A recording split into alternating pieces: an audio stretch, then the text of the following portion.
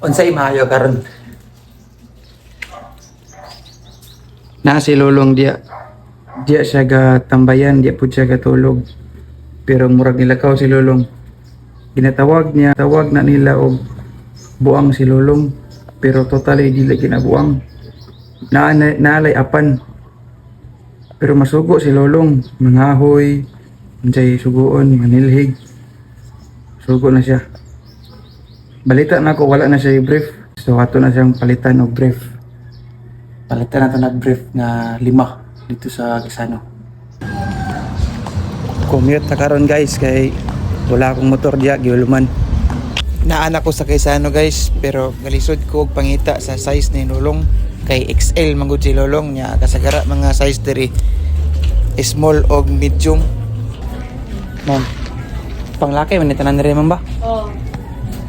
Kaya akong iatag sa kuan ma'am. Akong iatag sa palitan akong brief ang dito sa mo ah. Iway brief. Panglaki man kanitanan ma'am. Oh, lalaki. Sige ma'am, salamat.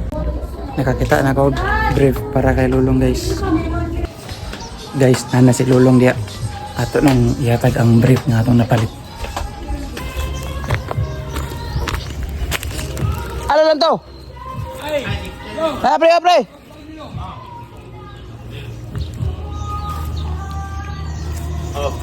Eh, brief po. Wala mo daw kay brief.